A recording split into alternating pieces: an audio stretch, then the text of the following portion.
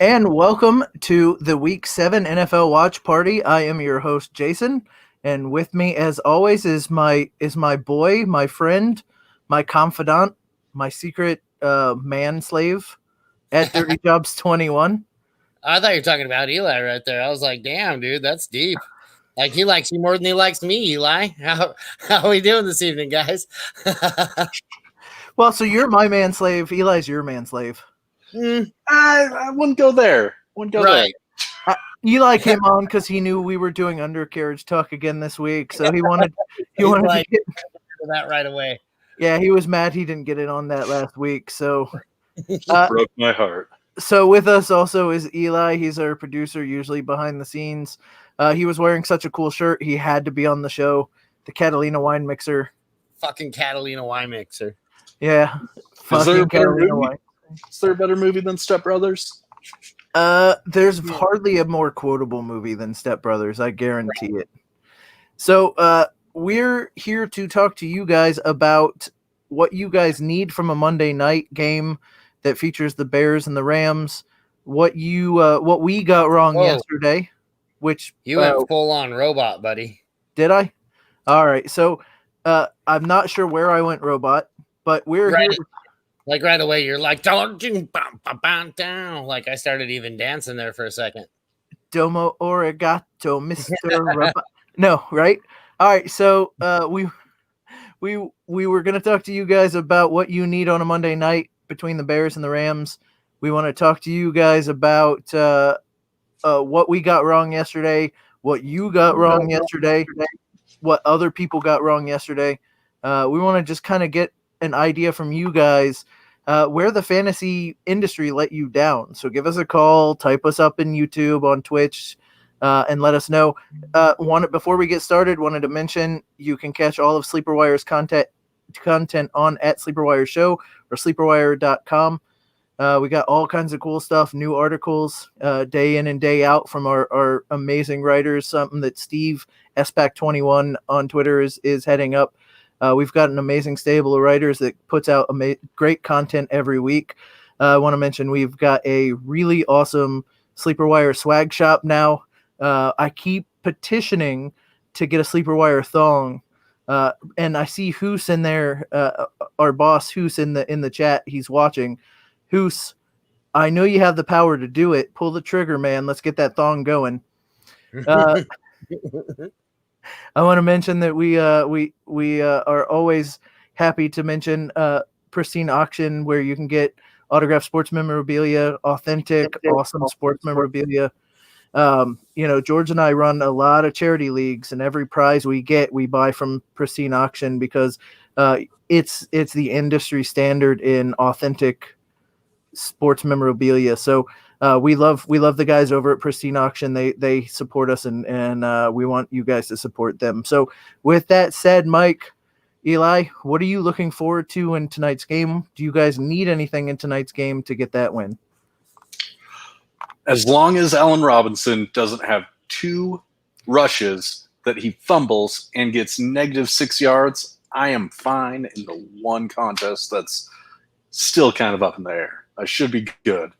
I think if Goff scores 40 points, I lose my FPPC league, but can't do much about that. So I'm just sitting back and enjoying tonight.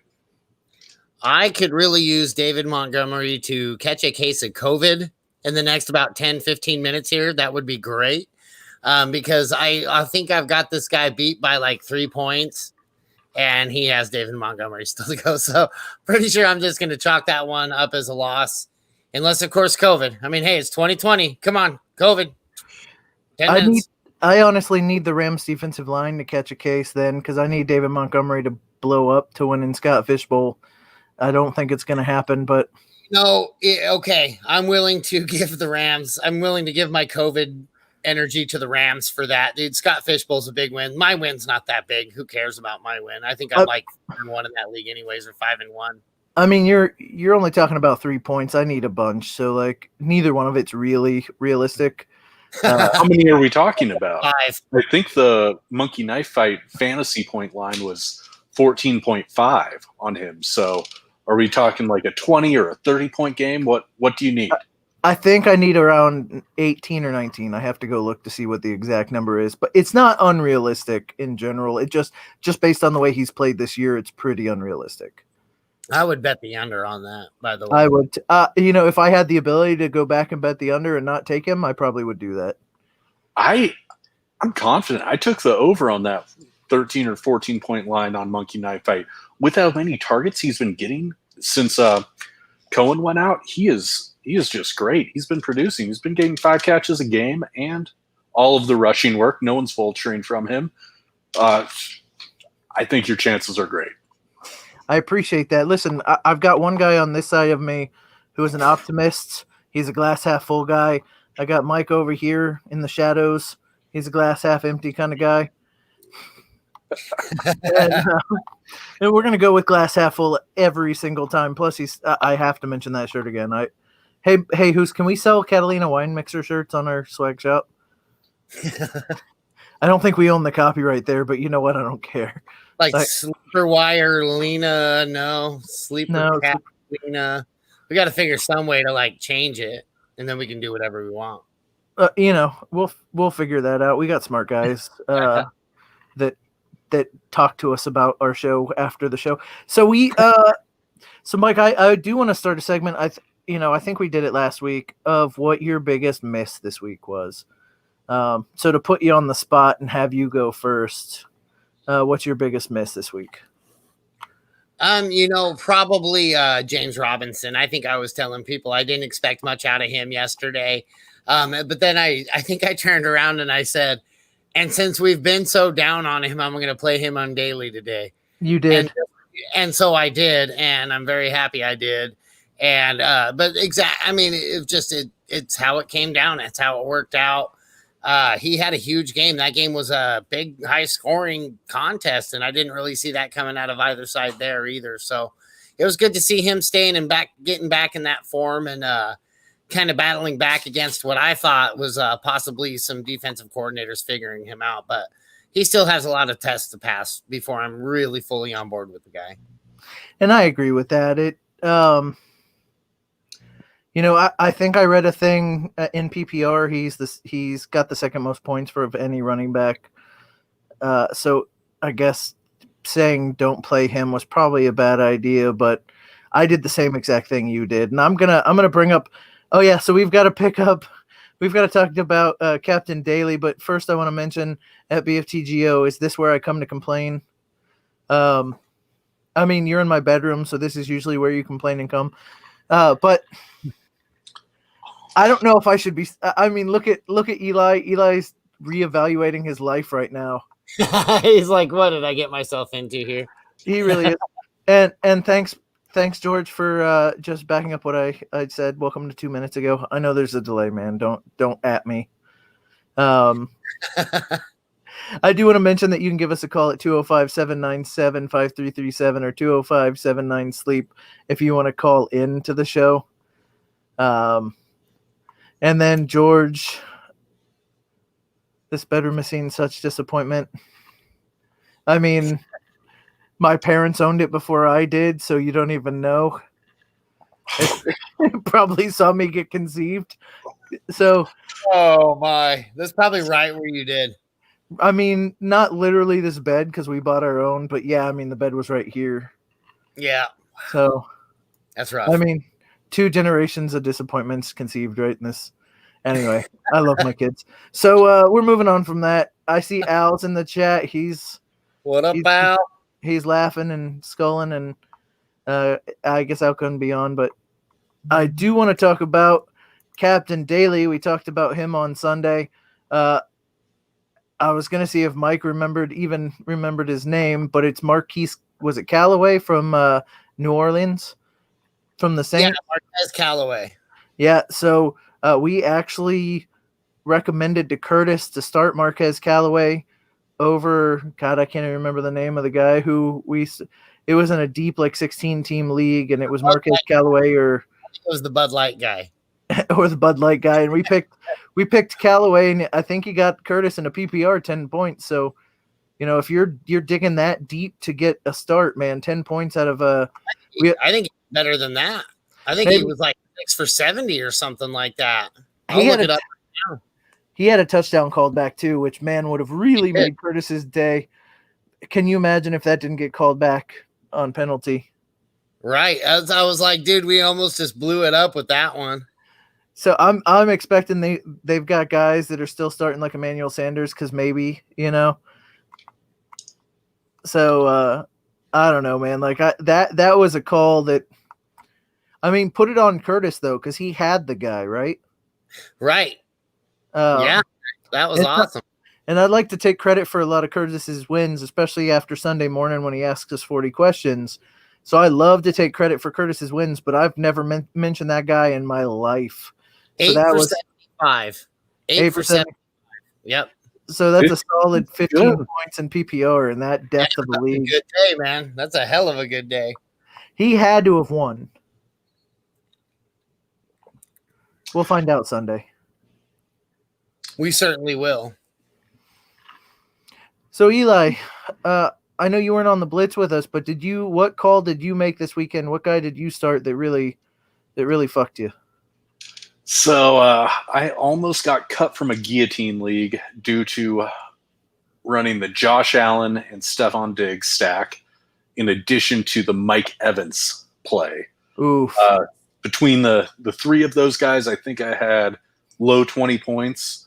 So luckily, I went up against someone who had Cam and DK Metcalf give them absolutely nothing, and that saved my day. But yeah, the Mike Evans play was rough, and Josh Allen, I was thinking he was going to bounce back pretty well here, but 300 yards and no touchdowns was a killer.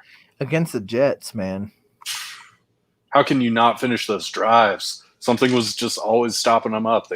Their run game wasn't happening. It was sad. Penalties, you know. What do we do with Mike Evans?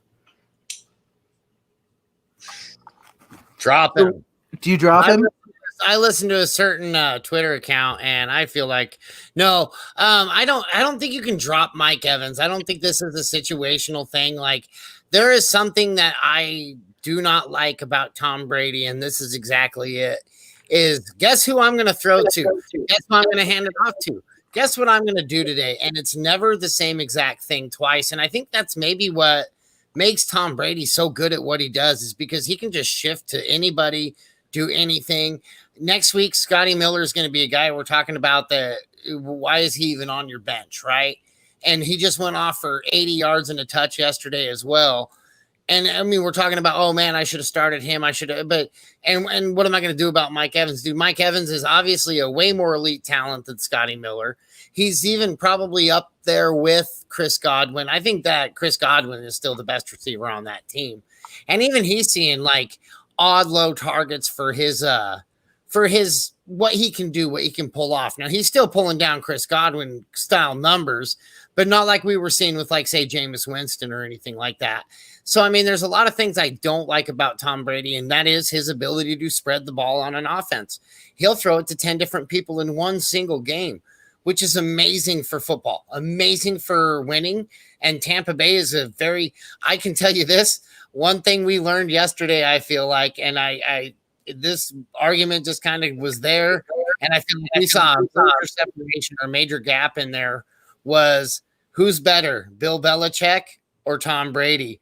Because Bill Belichick's team looked like a dumpster fire yesterday, and Tom Brady looked just like the elite level quarterback that he's always been. So I think they're really missing Tommy in old New England right now. I think a lot of that goes back to what kind of weapons, and the reason Brady left. Like, Brady would still be there if Bill Belichick had put some talent around him on the field. You know, I know Brady wanted to go prove his name and not be a system quarterback. He's doing a lot of that. But you know, it's tough to when you're rebuilding, even for the best coach in our lifetime, right? And that team was so devoid of talent. Tom Brady hid a lot of that in every single week. I get your point, especially about spreading the ball. And now that Antonio Brown, there's going to be another mouth to feed a couple weeks from now. The stat I read is that in the 3 games that Godwin played with Evans on the field, Evans has a total of 12 targets. That's not good from a guy that's gotten 1,000 yards every time he's been in the league. And the one thing that's been covering up for the bad yardage and catch totals is that he's been catching 1-yard touchdown passes or 2-yard touchdown passes every week from Tom. When they got down in the red zone, they targeted him. Well, Gronk's getting more into football shape. You can see it every week. He's not the Gronk of old, but he's running down the field with a little bit of steam to him now, and he's a hell of a end zone target. You saw it yesterday. Tom Brady threw it a little bit low. It should have gone a little higher. It didn't matter because Gronk towered over the 5'9" defender they had on him. What the hell was that? That matchup was awful. As he always has. And he just grabbed it away from the dude's helmet, right? Like, so, I love Mike Evans as a player. He's restructured his deal multiple times for Tampa to make cap space. He's a hell of a team guy. And honestly, he would tell you he couldn't give a shit if he catches the ball. Now, I know he wants to play well, but he'll tell you, I've been on a loser for years. If it means I've got to take a back seat for us to go to the playoffs and win a championship, he's more than willing to do it. But I know he wants to do more than that. It's just it's hard to see where the ball's going to go week in and week out. You even had Tyler Johnson catching another touchdown this week. There's just a lot of options, a lot of weapons, and Brady's not a guy like Jameis Winston who focuses on one wide receiver and one wide receiver only. Did you catch the quote that Arians had that Peter King reported on, saying Mike Evans never bitches? I love Mike. Today he didn't touch the ball till the fourth quarter, but he just wants to win. Chris Godwin, same way. Gronk, same way. If AB's not that way, then we're going to have a problem. I think it's going to be a different hot hand every week for the rest of the season. With that sorry. Go ahead. Go ahead. I was going to say the AB thing. Like, I think he's going to get there, and I think he's going to really have his shit together. I think he's going to have his P's and Q's in order. I think they're going to. I don't know. I think Tampa Bay has a real good shot at winning the Super Bowl this year. It's hard to think that they don't with that many targets. Can you imagine being down in the end zone and you have to go single coverage on all of those guys? Because what? You're going to put double coverage on Gronk, AB, Chris Godwin? I mean, you'd put double coverage on every single one of those guys if they were on a different team. Yeah. Right. And honestly, if you go back and watch, that's what they did to Mike Evans yesterday. They did a lot of deep safety. And see, and that's one thing that's one thing that Mike Evans is good at, like, is drawing coverage. And he knows it. He gets out there, he draws the triple coverage, double coverage, boom, hit Godwin. Yep. George says Brady has had top 5. Well, he said 2-5 defenses every year, but top 5. Now, I agree with him here. Like, listen, Tampa's defense is playing well. I think they're number 1 in the league, which doesn't make sense to me as a Bucs fan. I think that's a little smoke and mirrors. They have played the 7th toughest schedule in the league, so it's not like they've played slouches up to this point. But, you can say he's had top defenses, but in the last 5 games, he's got 15 touchdowns and 1 interception. He's playing well on top of the defense, helping them out. So, it's 15 touchdowns, 1 interception, man, it's just disgusting in a 5-game span. After Russell Wilson threw 3 interceptions last night, Tom Brady may be making a case for another MVP. I completely agree with that. I think he's got what it takes, and he's done. I feel like, what can you do to prove that you're the greatest of all time? You can go to a completely different team and repeat the same results that you've just continued. And honestly, you say that he's always had a top 5 defense, but Tim Tebow taught me a lot about football, right? Like, when his guy came into the league and when he started as a player on the Broncos, that I'm telling you, like, the defense played a different football game when Tim Tebow was on the field. Like, he brought this leadership, this thing, this aura, this energy, this thing around him that made this football team very solid. I mean, heck, they went all the way to the second game in the playoffs, which for Tebow in his first year, to me, that was pretty amazing. I can't believe they didn't give the kid a career as a result of all of that. But I digress. It's neither here nor there. But seeing what Tom Brady does, I think that he brings this team up. I mean, he just gets there and he's this huge leader. people want to win with him on their team, and he just brings this whole different dynamic to the team. I don't know. I think Tampa's defense is good because Tom Brady. I think Tom Brady's just this natural, way good leader. And I hate Tom Brady. I hate him. I wish I wasn't saying nice things about him. So I'll say for sure, and we're talking about the Bucks way too much, which I could sit here and talk about them all day. The one thing I can say is, like, in the second quarter or the third quarter, it got to be 24-20, Bucks up by 4 after being up by, double digits. And the Raiders made a little mini comeback, but in previous years, I would go, oh, here go the Bucks, and the Raiders would rattle off 30 straight points, and the Bucks would lose. And Tom Brady comes in, and you go, well, oh yeah, we have Tom Brady, and all he does is cool as a cucumber, just drive him calm, cool, and collective down the field.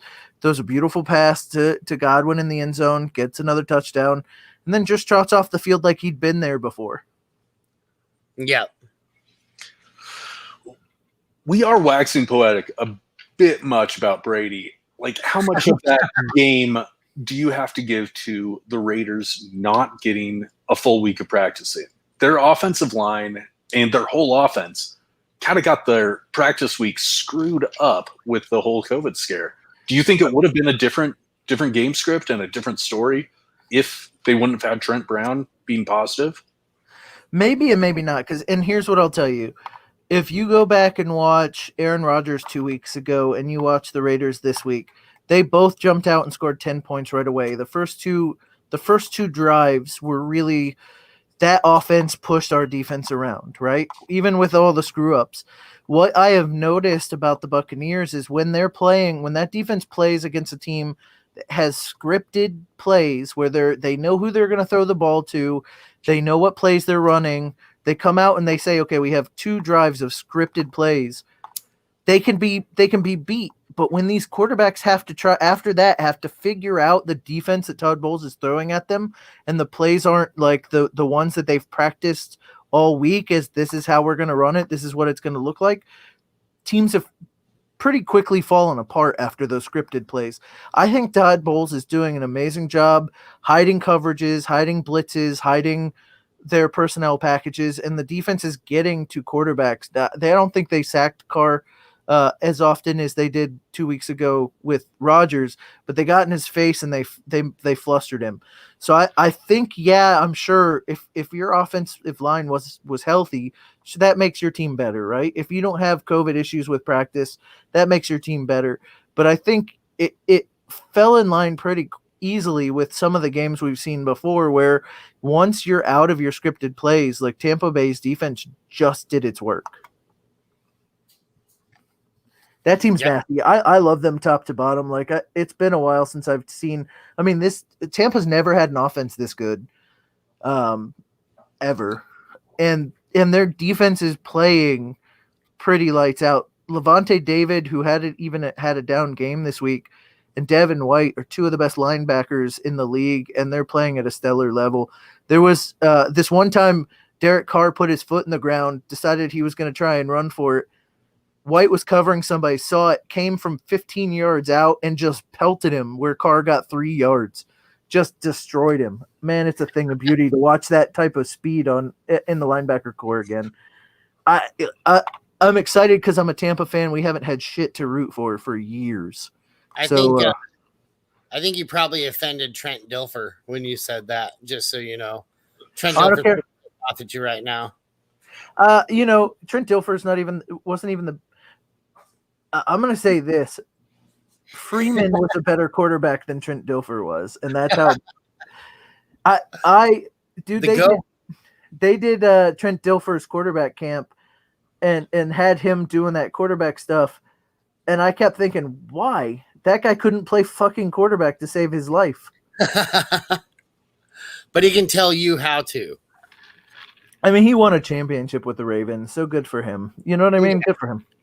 Yeah, right. He got to be a better dude, like, as he moved away from Tampa. You know what I mean? Like, he went on to other teams and got humbled. So good for him. Isn't Tampa, like, living in Tampa, usually a low point for most people? I mean, so far it's a high point for Mike. I love it. Yeah, I love Tampa. I mean, but that's coming from Wyoming. So it's kind of like, one out of the frying pan into the fire type thing. Yeah, I mean, Tampa's just Wyoming without coyotes Right. And with palm trees. and with palm trees. Yeah. Lots of palm trees. Let's see. Tom Brady rushing the passer is a beautiful thing to watch. I don't know what that means. I don't know what that is either. I think he's saying seeing Tom Brady get hit. I don't know. That's the other thing I can say. Our offensive line played a great game yesterday. Like, I wish I had as good a hair as Tom Brady did in the fourth quarter of that game.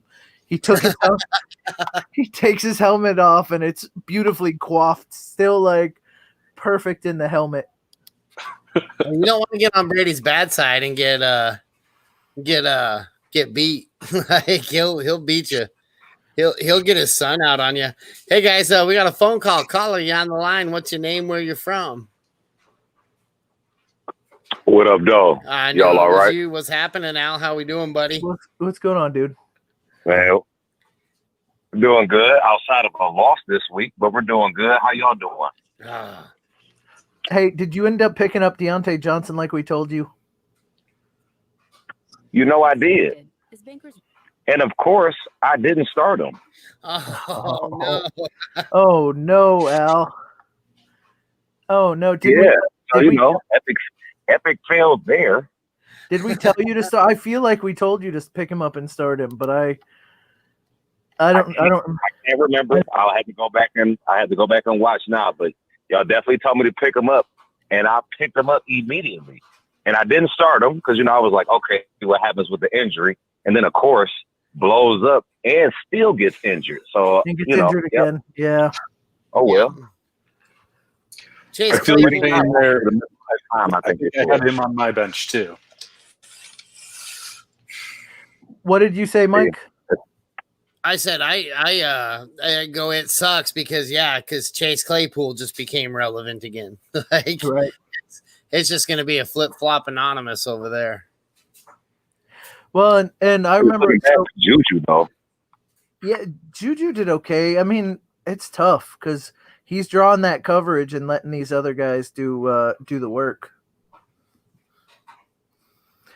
Sorry, I was trying to watch the game. So well, my first fantasy football year with Martavius Bryant. Yeah. Right. I forgot he existed until you just said that. I'm like, I used to have Martavius Bryant everywhere, like in every single league. He was hot in my first year. I didn't know nothing about it. I just knew Big Ben threw the ball a lot. That's it. Because I wasn't, I kind of like half-ass watch football then. Because, again, the Lions didn't give me anything to live for. Right. Shout out to the Lions. They won. Thank God.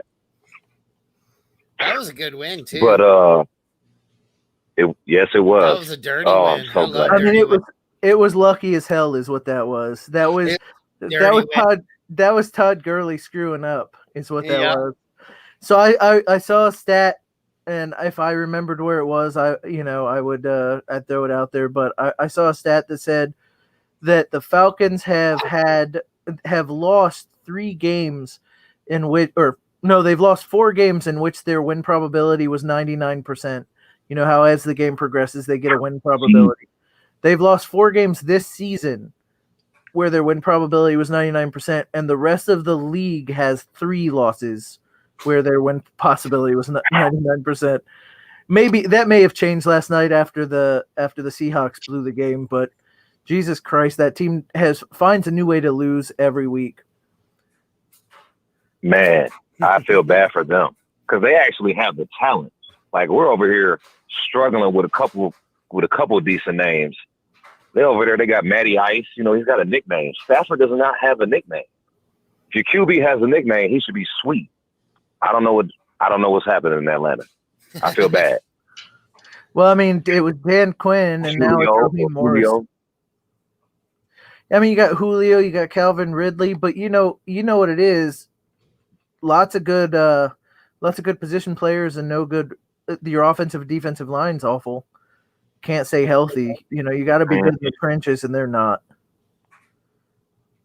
Yeah, I mean, they're not able Definitely. to buy any time. They're not able to get and Matt Ryan's not a guy who really can like get creative and get out of the pocket and just. I mean, he used to be a little bit better about that, but he's starting to show a little bit of age too. He's not getting out as quick. He's not getting out as much.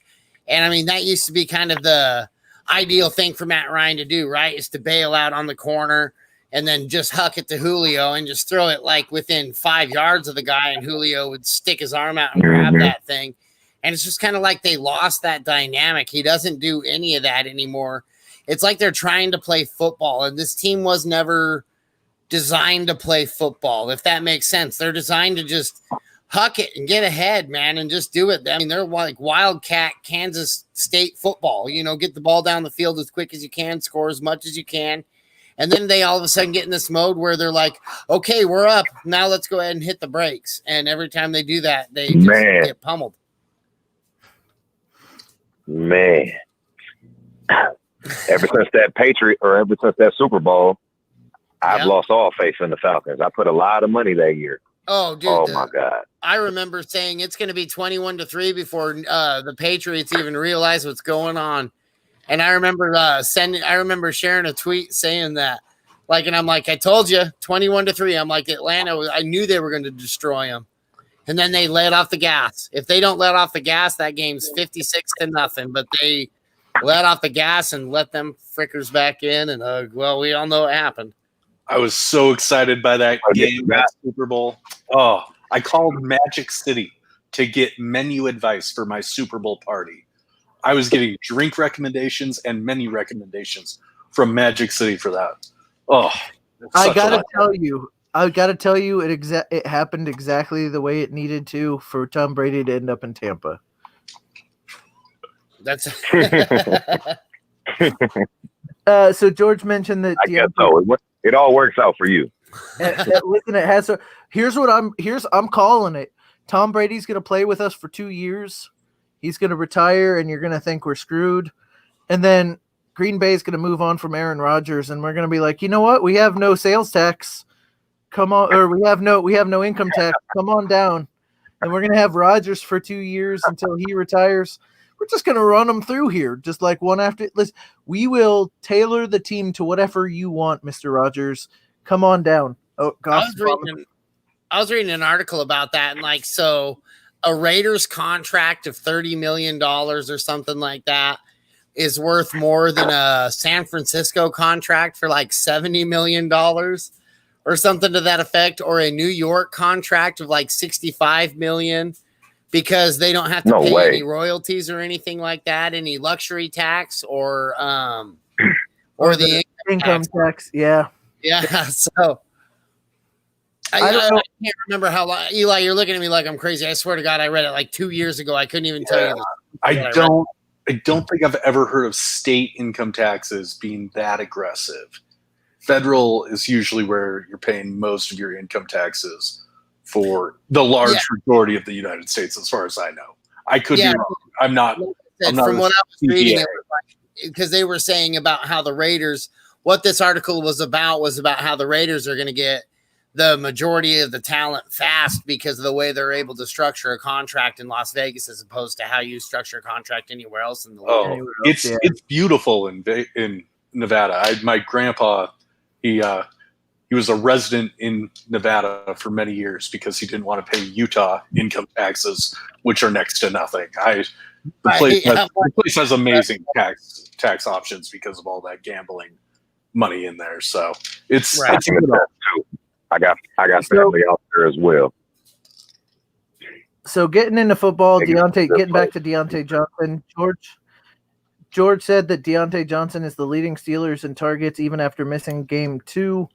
And, just to throw a stat behind that, that's because his target totals in the 3 games this year when he didn't leave early was 10, 13, and 15. I mean, he's getting 3 games worth of targets, 3 DJ Moore games of targets in 1 game. Yeah. I do want to mention like Mike did mention DJ Moore. I mean, to be fair, we all picked him a lot, or at least you and I went against Steve a couple times. to get DJ Moore on the field for some guys. Yeah. I mean, I did call him DJ Less once, but I can't remember who. But I think that was against Deontay Johnson, so I probably ended up okay there. I knew it was only going to be a matter of time before he realized that all he had to do is throw it his direction. Like, it's amazing what happens when you start like, I've had this shiny toy this whole time and I didn't even realize it. Do you remember what it was like when you get stuff on Christmas, but you would get like 10 different things, right? And so you go play with those 9 other things and you play with those 9 other things for weeks. And then you go and you remember, that 10th thing. So it's like a new Christmas, like a month later, you're like, oh, I totally forgot I got this. I found out Dirty Jobs is rich on Christmas, getting 10 damn things. You don't get 10 things on Christmas? What the heck? Dude, my parents, we didn't have money, man. I mean, you see the room I'm in. That's what I thought. People that had money got like way more stuff. We didn't have shit. I'm just kidding. I mean, most of the time my 10th thing was underwear. And right. I completely forgot about that too. I didn't wear that shit. My parents would take that package apart and give me each of those individually, Jason. That's how we got to 10. My parents sucked. One year they wrapped my toys in the underwear. So we thought we got all underwear and the toys were inside. That's too funny. Oh man, don't you miss getting socks underwear now that you're older? One year I went. I still get them. Every year I still get them from my parents. I've even got them trained because I did the smart thing years and years ago, and I went to. Is that a Darrell Henderson touchdown? No. Reynolds. Damn it. Okay. Sorry, guys, watching the game. So I did something years ago. I threw away all my socks and bought all the same brand socks. I don't have to pair shit up anymore. I just have to pull 2 socks out of a drawer. And I alerted my parents to this situation, and now they get me the same brand socks every year. So all I ever have to do is just reach in the drawer in the dark and grab two socks. You're a genius. I just hate doing laundry. I'm changing my whole sock wardrobe immediately. Right. Immediately. Right. Listen, I've got paired up dress socks, and I've got a pair of Buccaneer socks, and I got some warm socks, But for my day-to-day going to work life, just grabbing 2 socks. You don't have to fold them. You don't have to do the little fold over thing where the top gets all loose. Screw that crap. 2 socks right out of the drawer, good to go. I feel like that's a George Costanza move. Like you kind of got the look going. Costanza. Do you have a voicemail message that you have there too, or something? I don't even know if I have a voice. I have the digital one that says, leave a message. After the tone.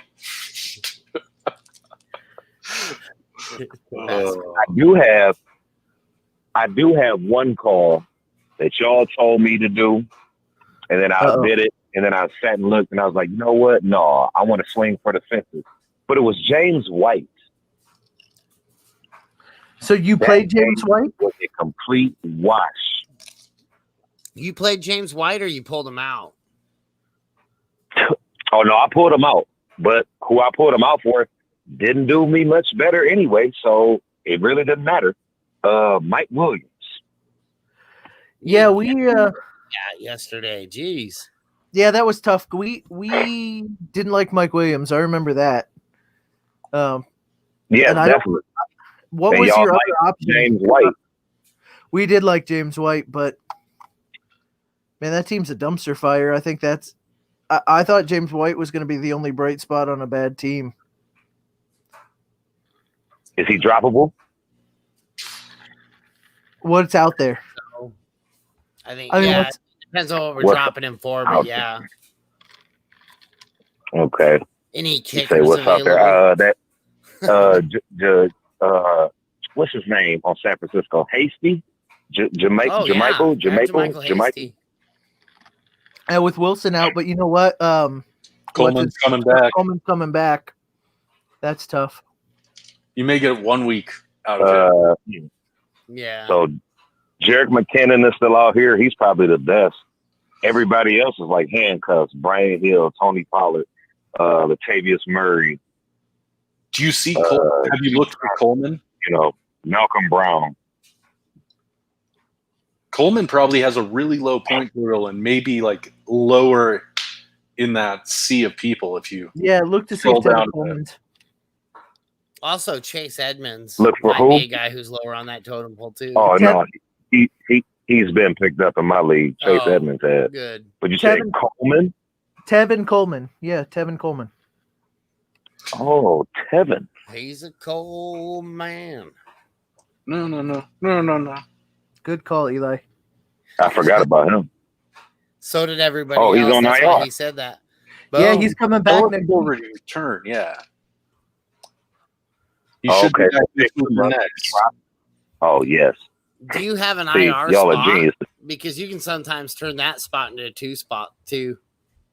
A little 2 for I off do, the waivers. but it's being housed by Austin Eckler.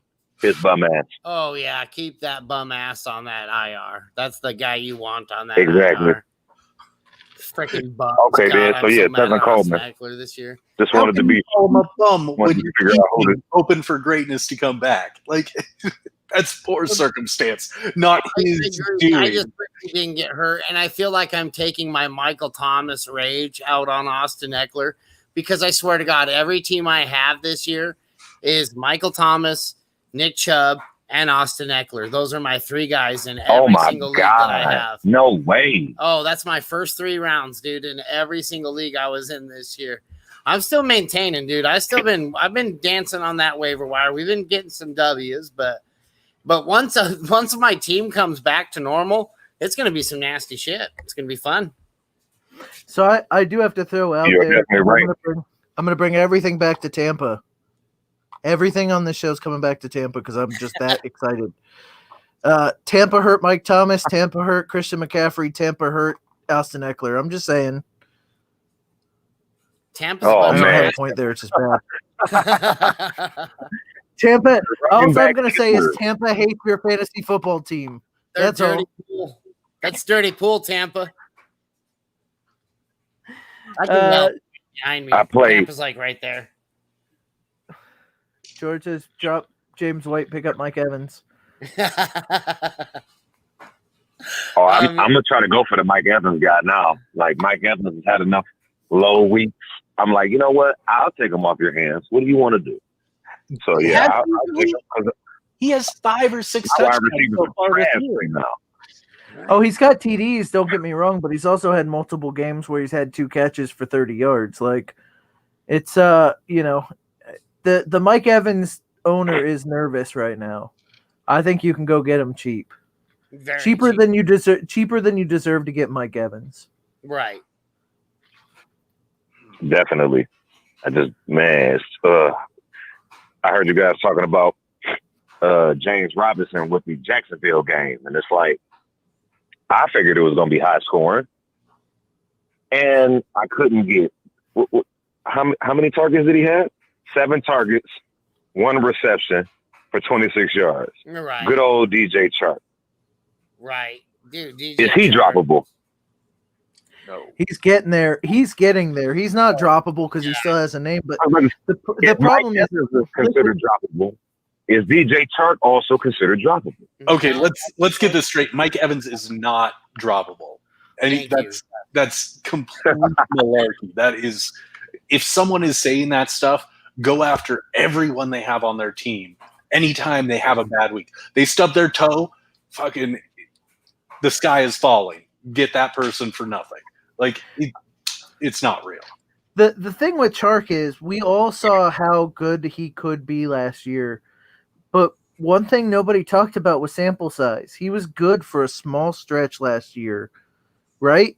And then they took Minshew out and put some. I don't remember last season all that well, but like he had a really small sample size last year where he played really well, and we all took that to mean he was going to break out this year, and he hasn't. and yet we still feel like the talent's there, and it's just Minshew. And it could very well be Minshew, but it could also very well be that he had a really good stretch in a short amount of games. You looking it up for me, Eli? I'm going to I Pro see. Football Focus. It Pro Football Reference. It's not all on him. Like Minshew was missing balls like crazy yesterday. They were Yeah, I didn't even nowhere see the game. close. So Everyone else, He looked like he was. everyone else was getting catchable balls, but he was like running great routes from what it seemed, and the ball was just nowhere to be found. He's getting upset by it. There's something weird happening, and yeah, hopefully it gets figured out. But I'm pulling up his catch rate now so we can see how many balls he's actually missing. how many catchable balls he missed it would be a good stat if you had it. I like the guy. I drafted him early thinking he was going to be halfway decent, and I was able to turn him and Slayton in a second for Kyler Murray in a super flex. So I got what I needed out of him, but it's just tough because he really was good for a short period of time, but since then it hasn't been great. And again, that whole offense is awful. So it's hard to pin it on one dude, but he went from nobody considering him to be a good wide receiver or not having his breakout to having a short breakout to being bad again. And, everybody just assumes it's the offense or that quarterback.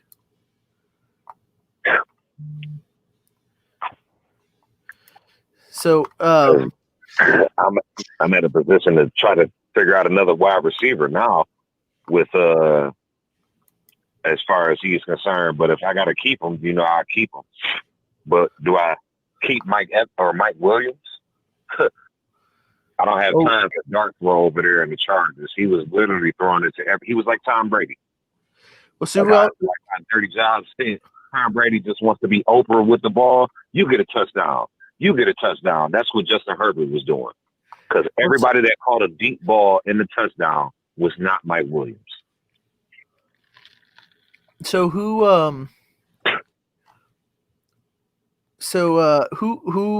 available for you to pick up?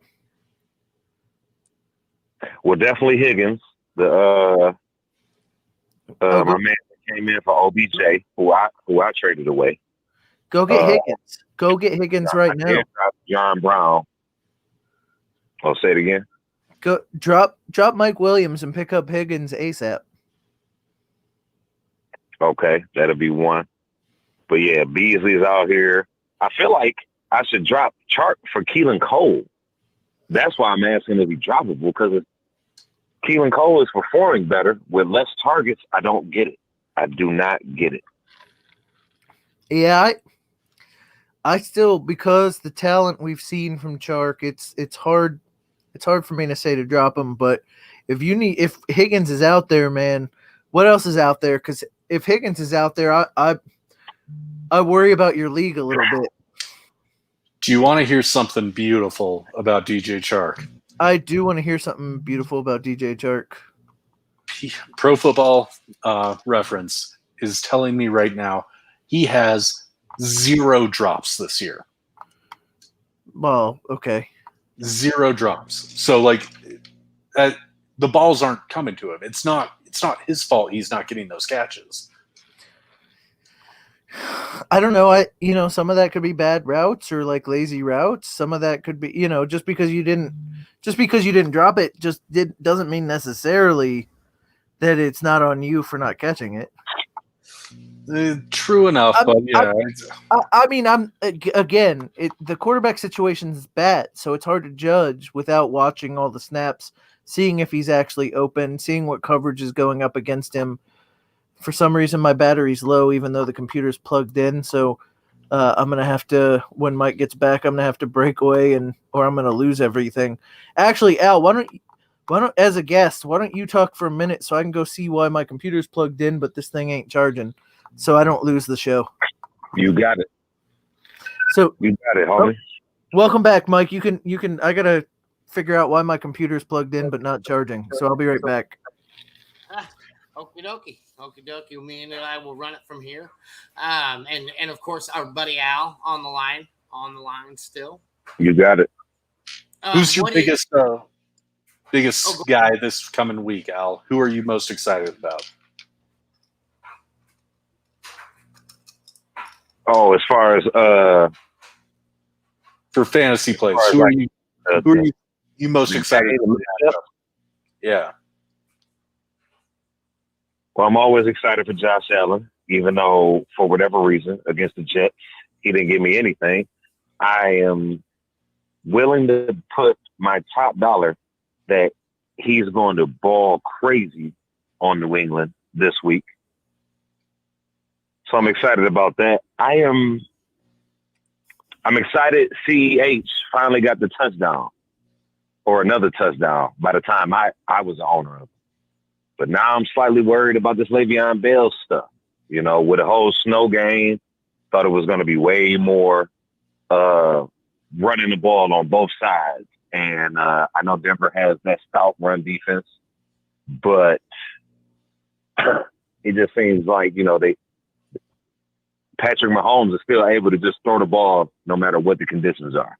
Yeah, it So- doesn't matter what's happening around that guy. He's so good. Like, it just doesn't matter. It's Man. irrelevant. He had one touchdown and about 20 pass attempts. I think they got half of their production from the Butterfingers on the Denver side.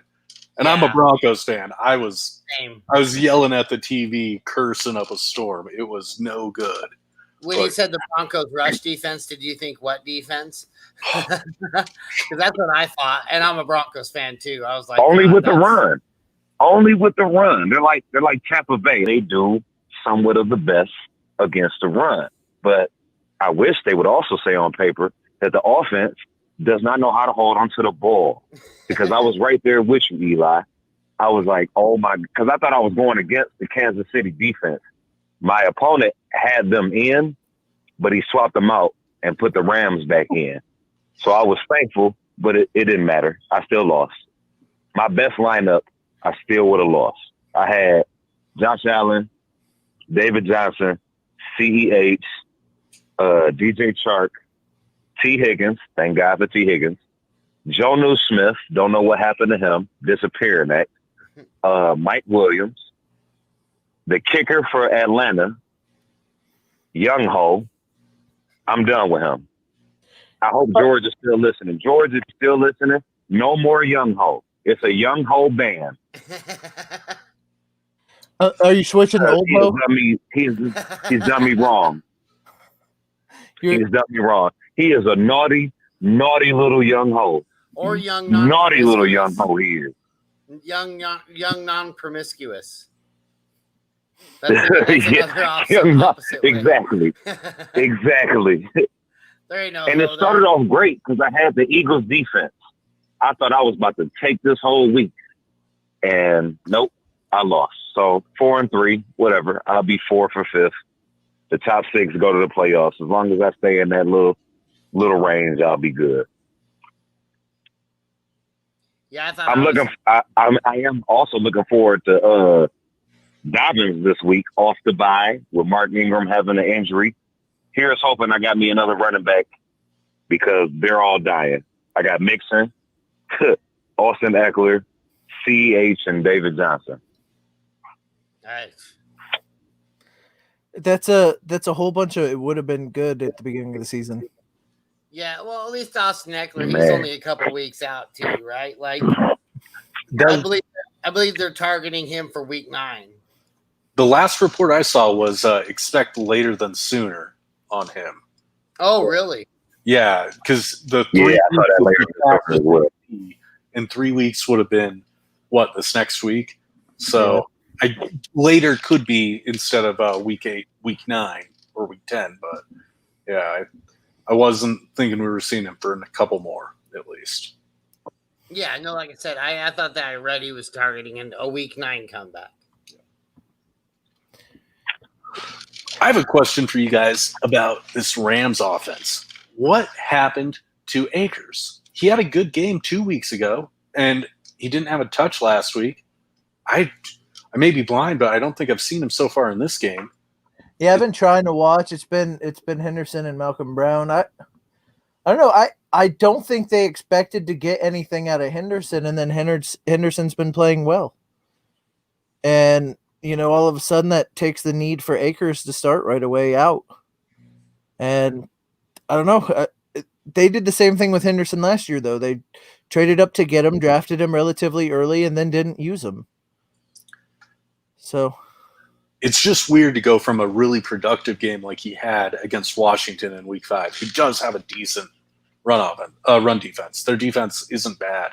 He had 9 carries for 61 yards, and since then we haven't seen a touch. It's just odd. I don't understand. When I said eyeball in a week, they may be trying to preserve him. Chubb, by the way, not Eckler. My bad. I was thinking of Chubb. What was that, Al? Sorry. Yeah, sorry.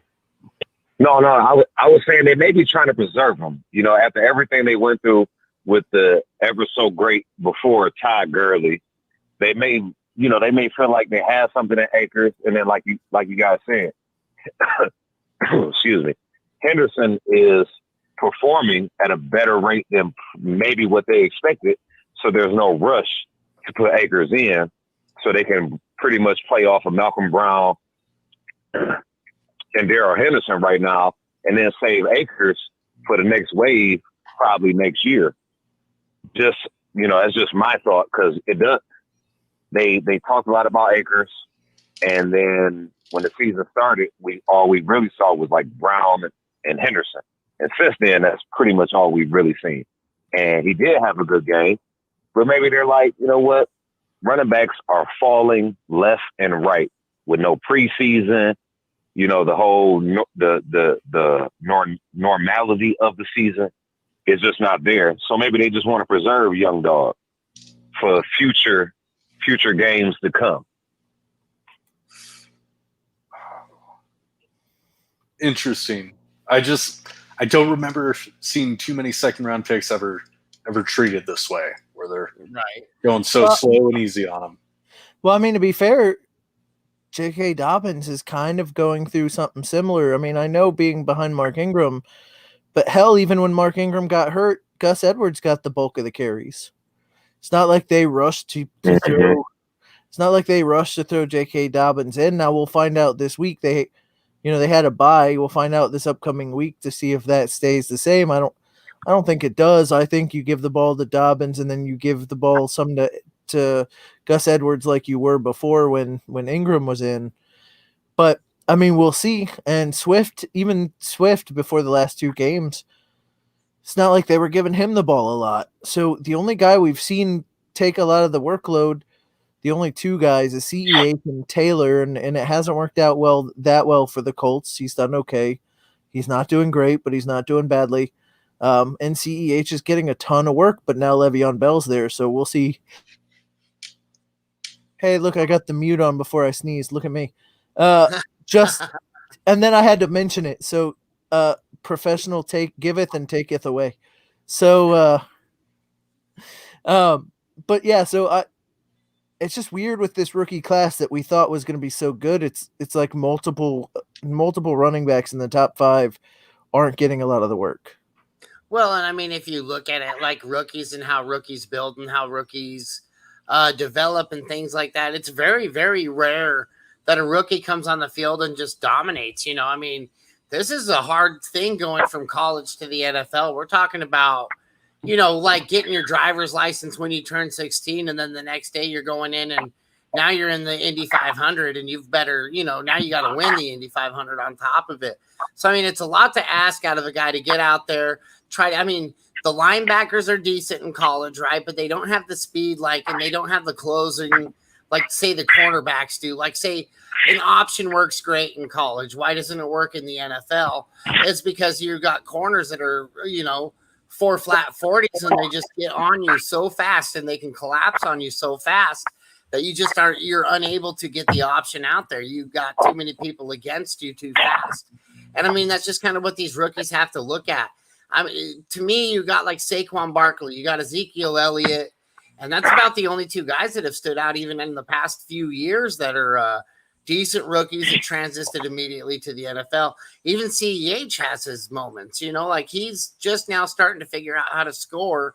It's just not something that, and this guy was scoring machine in college. So looking at like how these guys are developing, it makes a lot of sense to me. This is why I try to avoid a lot of rookies in the draft when I can help it. You're muted. Especially this season when you're talking about rookies that didn't get a preseason. You know what I mean? Right. So, and thanks, Eli. I appreciate you calling out that I was muted. I've done that. We were enjoying the show, but just thought it would be best. I like inserting my own words. No, that's fine. I'll keep here. Let's do that. I'll mute myself, and you can. No, I know exactly. I know some of the stuff you'll say. We'll just. It's gonna be more It's gonna be more undercarriage talk. Wise decision, my friend. All right, so Foles is going deep and completely missed a wide open receiver. Is Trubisky playing? Is that what we're doing here? Not yet, but I don't think there's a cure for this. I don't know if you could throw whoever the heck you want back there that they have available, and it's just not going to be much better. They need to get better talent. They need to get somebody that can actually play football back there, and Mitchell Trubisky is not that guy. Nick Foles, when you game plan against him, to me, there's not a worse quarterback in the league. He gets out there. He doesn't know how to audible. He reminds me of a lesser Derek Carr. Like Derek Carr used to be really good, but like once you start game planning against him, he gets really easy to beat. Like he stays in games and stuff like that, and he's actually looking really good this year. He's actually looking like he's developed a lot as a quarterback over the past 12 months for the first time in his career to me. And I see a lot of that in Nick Foles, where you get up there and you just don't make any decisions. You just get up there and you run the play. You don't get up there and you sit there and think, okay, this guy's going to do this. This guy's going to do this. Like your Peyton Manning's do, your Tom Brady's, where they'll walk up and they go, this guy, I know exactly what the defensive scheme I'm looking at. These guys are just going up there and running plays. And that's not how you be a quarterback in the NFL, and it proves it. It'll eventually catch up to you every time.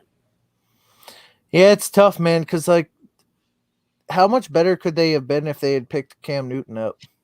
Right. I don't know. He's only rushed so far this year. He has, 3 passing touchdowns all season? That's pretty rough. Yeah. I think Jameis Winston would have been a better option for Chicago than at least Nick Foles. Not that Jameis Winston is any good, but at least he to me, he would be a guy that hucks Allen Robinson the ball a whole lot more, which might give him.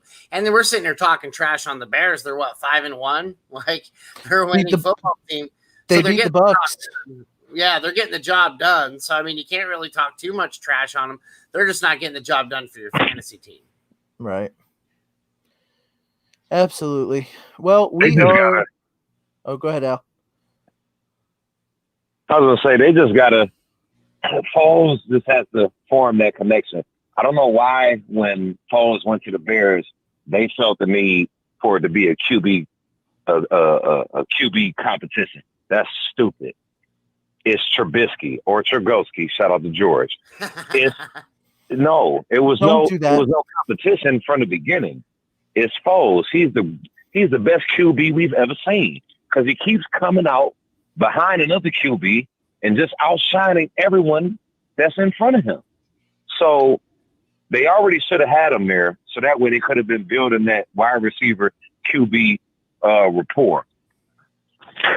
So now that he is out there, let's see what happens in the second wing of the season.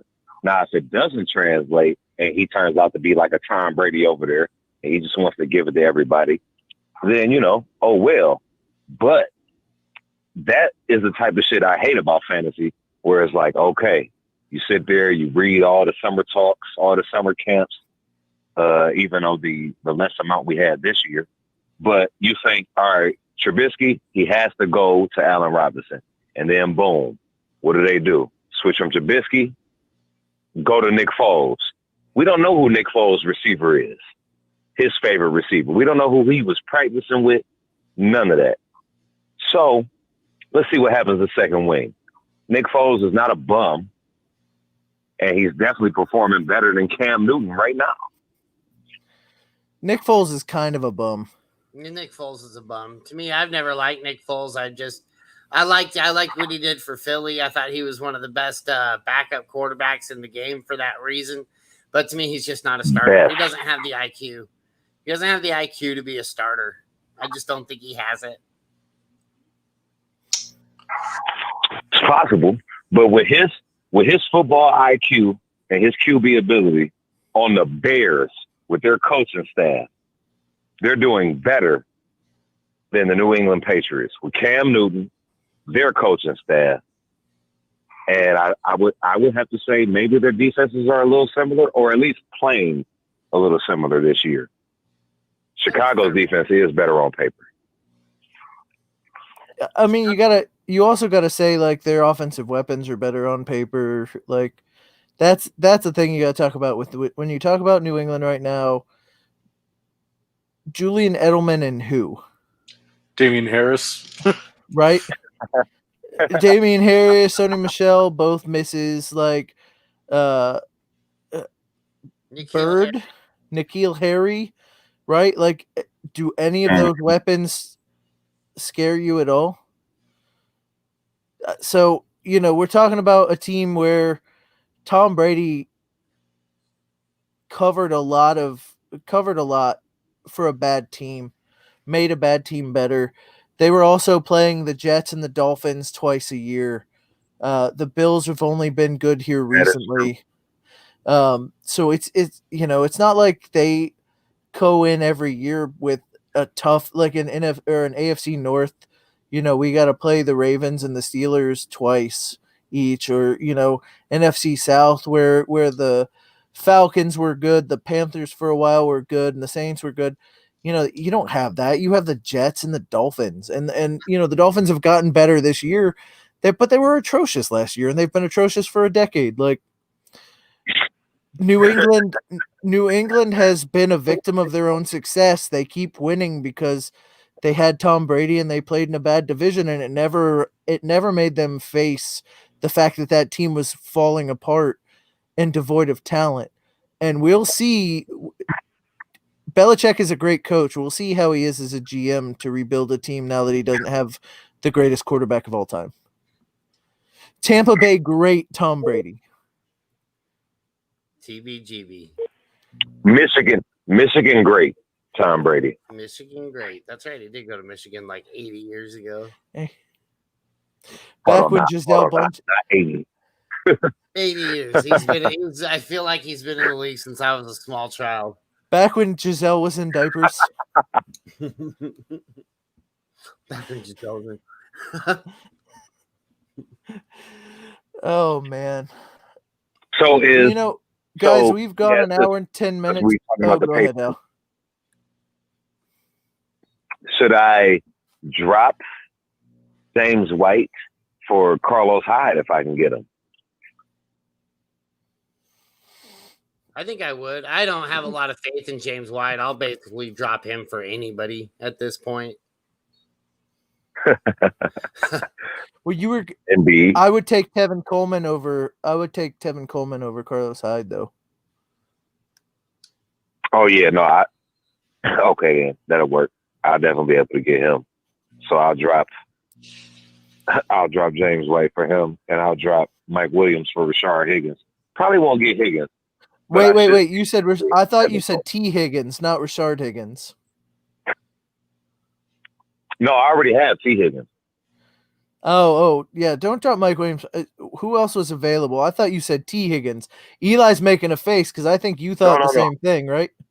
I wouldn't drop Mike Williams. You have Herbert coming like crazy, throwing 300 games. Mike Williams just had a big game last week.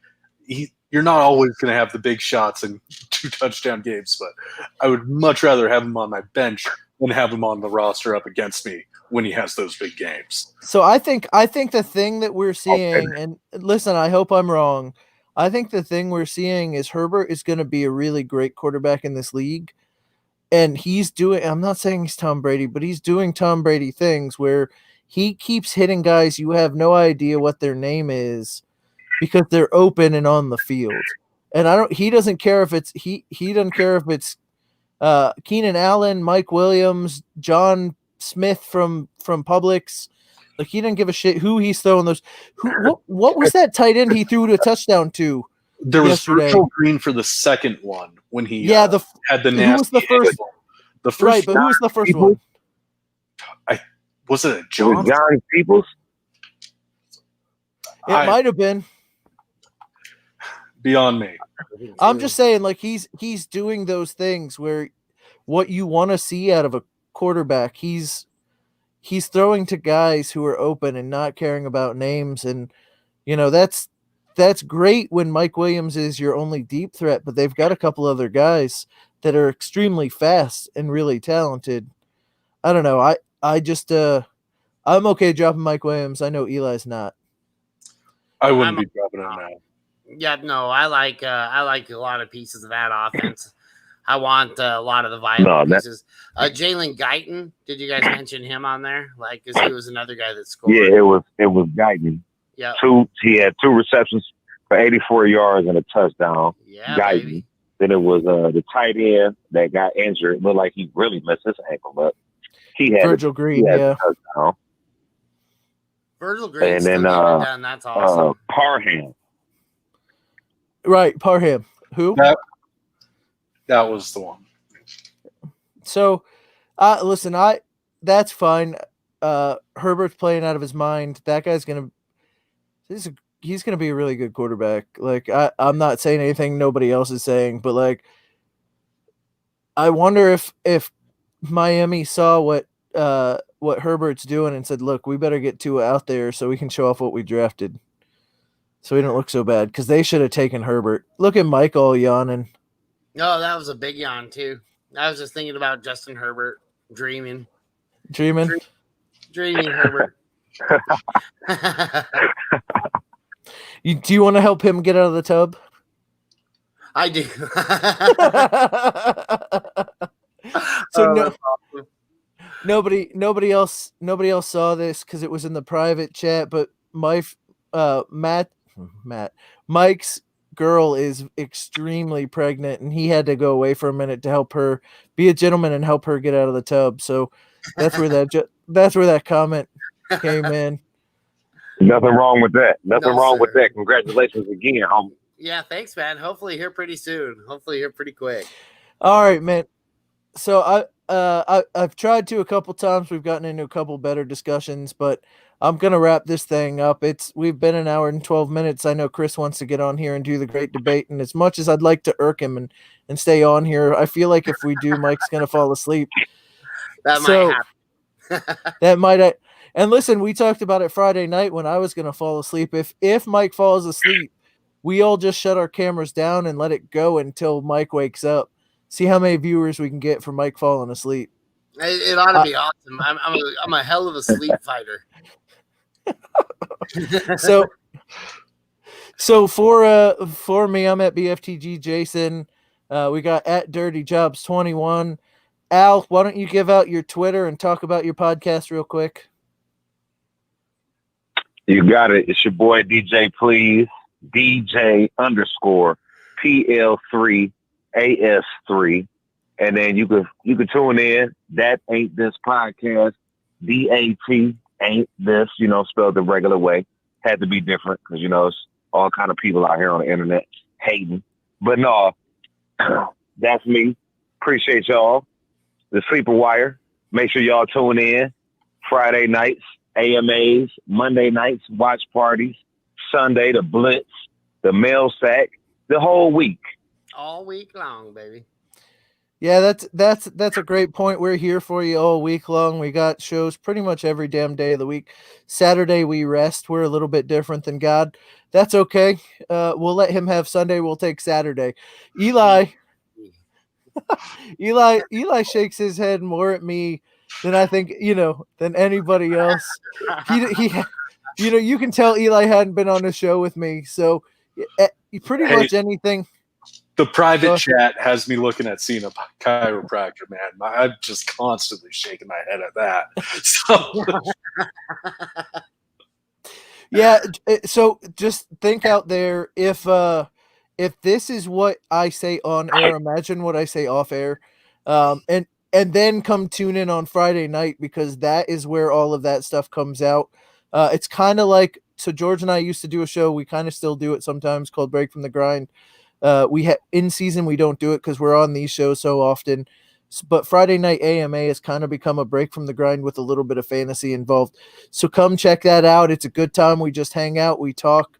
It's not a lot about fantasy football, although if you want to do that, we can too.